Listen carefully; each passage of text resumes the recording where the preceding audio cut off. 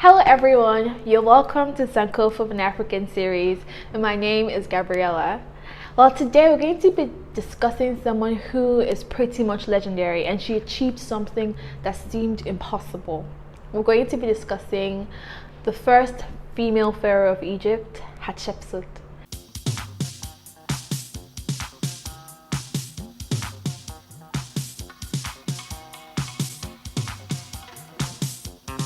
Now, Hatshepsut was the fifth pharaoh of the 18th dynasty of Egypt. She ruled from 1479 to 1458 BCE. Now, BCE actually stands for before the contemporary era. She was the first female ruler of ancient Egypt to reign as a male with the full authority of pharaoh. Hatshepsut is such a unique name, and it means foremost of noble women, or she is the first among noble women. She began her reign as regent to her stepson Thutmose III, who would succeed her, and initially ruled as a woman, as depicted in statuary. In around the 7th year of her reign, however, she chose to be depicted as a male pharaoh in statuary and reliefs, though still referring to herself as female in her inscriptions. She reigned during a period known as the New Kingdom, which was from around 1570 to 1069 BCE, and is regarded as one of the best pharaohs Egypt ever had. Although she is sometimes cited as the first female ruler of Egypt, or the only one, there were women who reigned before her, such as Mer-Neith, who reigned around 3000 BCE in the early dynastic period. Sobeknefru, who reigned from 1807 to 1802 BCE in the Middle Kingdom, and Twasret, who reigned after Hatshepsut toward the end of the 19th dynasty. Now, Hatshepsut, who wasn't the first nor the last female ruler of Egypt, is undoubtedly the best known female ruler of ancient Egypt after Cleopatra VII, and one of the most successful monarchs in Egyptian history. There's a bit of controversy around Hatshepsut, and the reason for this is that according to Egyptian tradition, no woman should have been able to assume the full power of Pharaoh, which was something that other female rulers of Egypt never did. Further, her name was erased from her monuments following her death, which strongly suggests that someone, most likely Thutmose III, wanted to remove all evidence of her from history. Later scribes never mentioned her, and her many temples and monuments were often claimed to be the works of later pharaohs. Her existence only came to light fairly recently in history, when the Orientalist Jean-Francois Champollion, who lived from 1790 to 1832 and is most famous for deciphering the Rosetta Stone, found he could not reconcile hieroglyphics indicating a female ruler with statuary obviously depicting a male. These hieroglyphics were found in the inner chambers of Hatshepsut's temple at Deir el-Bahri. All public recognition of her had been erased. Since the Egyptians believed that erasing one's memory from history hampered one's afterlife, it is believed that whoever removed her from public knowledge did not wish her ill after death, and so preserved her name in more secluded areas. It has also been suggested that her name was simply overlooked in some places out of the public eye. Hatshepsut's building projects were numerous, after all, and it is certainly possible that those responsible for blotting her name out simply missed some. Efforts to erase Hatshepsut from memory were ultimately unsuccessful. However, as she is well known today as one of the greatest pharaohs of ancient Egypt. Now let's take a look at Hatshepsut's early life and rise to power. Hatshepsut was the daughter of Thutmose I, who lived from 1520 to 1492 BCE, by his great wife Amos. Thutmose I also fathered Thutmose II by his secondary wife, but Nofret. In keeping with Egyptian royal tradition, Thutmose II was married to Hatshepsut at some point before she was 20 years old. During the same time, Hatshepsut was elevated to the position of God's wife of Amun, the highest honor a woman could attain in Egypt after the position of queen, and actually bestowing far more power than most queens ever knew. Hatshepsut and Thutmose II had a daughter, Neferurah, while Thutmose II fathered a son with his lesser wife, Isis. This son was Thutmose III, who was named his father's successor. Thutmose II died while Thutmose III was still a child, and so Hatshepsut became regent, controlling the affairs of state until he came of age. In the 7th year of her regency, though, she changed the rules and had herself crowned Pharaoh of Egypt.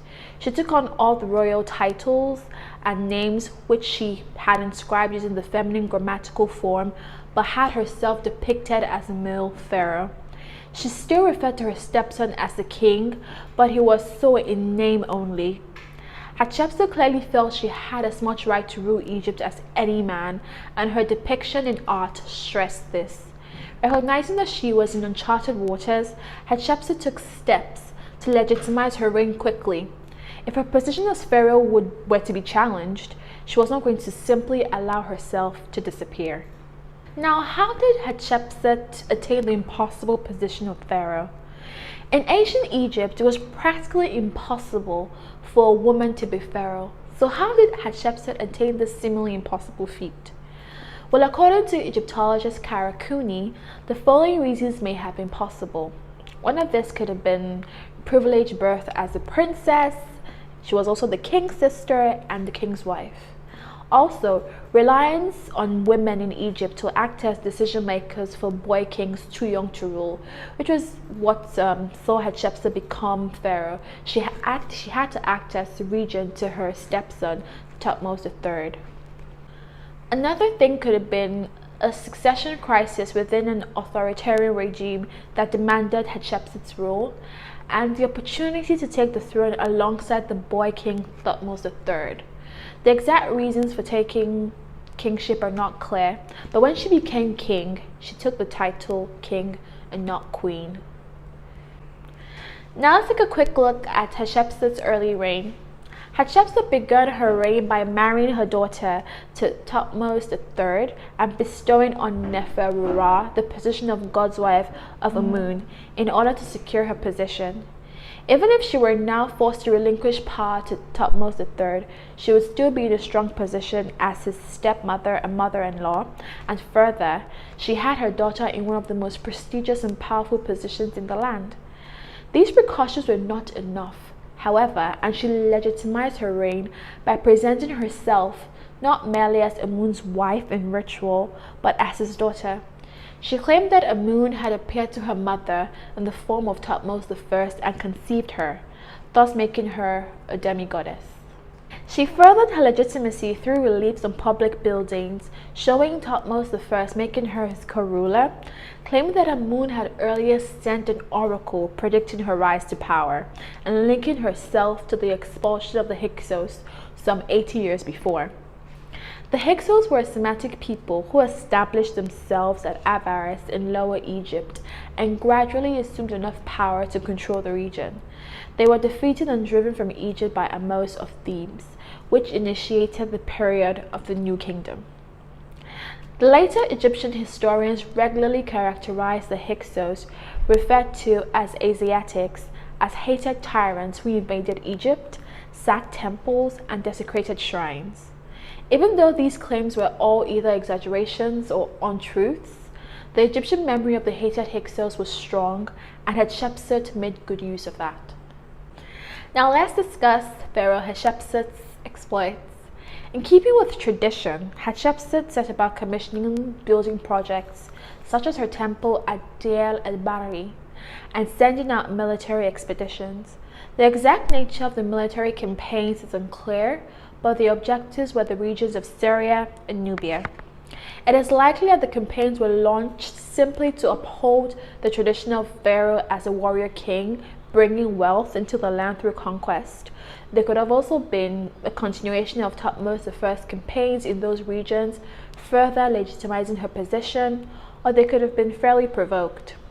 The pharaohs of the New Kingdom, the Age of Empire, placed great emphasis on keeping secure buffer zones around the country to avoid a repeat of what they saw as the invasion of the Hyksos. In all her projects, campaigns, and policies, she relied on the advice and support of one of her courtiers, a man named Senenmut, whose relationship with the queen remains mysterious. Several statues show him holding Princess Neferu, whose mentor and steward he became before Hatshepsut's accession. He was in charge of all of Hatshepsut's grandest projects, including her famous temple. Hatshepsut's greatest efforts went into these building projects, which not only elevated her name and honored the gods, but employed the people. The scope and size of Hatshepsut's constructions, as well as their elegant beauty, attest to a very prosperous reign. None of her projects could have been completed as they were if she were not in command of a wealth of resources. Hatshepsut's expedition to Punt, which is modern-day Somalia, was her crowning achievement in her own eyes. Punt had been a partner in trade since the time of the Middle Kingdom, but expeditions there were expensive and time-consuming. That Hatshepsut could launch her own expedition, especially one so lavish, is a testament to how prosperous her reign was. Now on to Hatshepsut's disappearance. While Hatshepsut had been ruling the country, Thutmose III had not been sitting quietly by watching. She gave him command of the armies of Egypt, and it has been suggested, most notably by Egyptologist James Henry Breasted, that he survived her reign by proving himself useful as her general and more or less keeping out of her way. In about 1457 BCE, Thutmose III led his armies to put down a rebellion from Kadesh, which is known as the famous Battle of Megiddo, a campaign possibly anticipated and commissioned by Hatshepsut, and afterwards her name disappears from the historical record. Thutmose III backdated his reign to the death of his father, and Hatshepsut's accomplishments as pharaoh were ascribed to him. When and how she died was unknown until recently. Egyptologist Zahi Hawass claimed to have located her mummy in Cairo's museum's holdings in 2006. An examination of that mummy shows that she died in her 50s from an abscess following a tooth extraction. Thutmose III went on to become a great pharaoh known as the Napoleon of ancient Egypt for his brilliant military victories. Later in his reign, he had all evidence of his stepmother erased from monuments and all evidence of her reign destroyed. Neferu had died long before, and there was no one at court, it seems, who had the power or inclination to change this policy.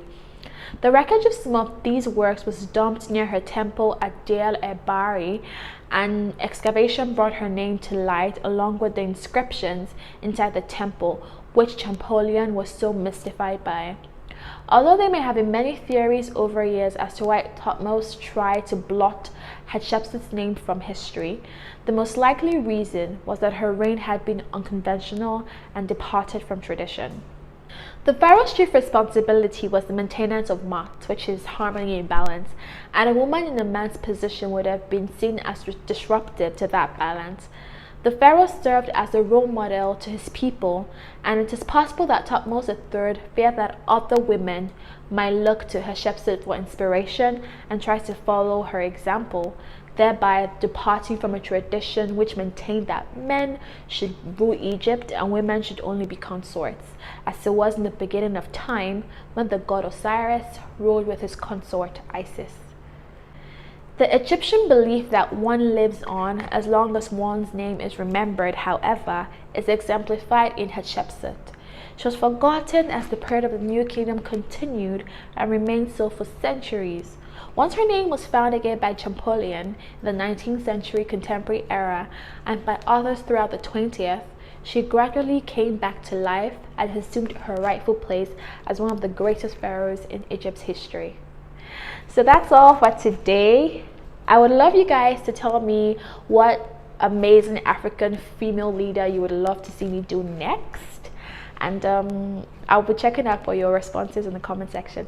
So thank you so much for watching. Please share this video with your contacts, subscribe to our channel, and give us a huge thumbs up. Thank you. Bye.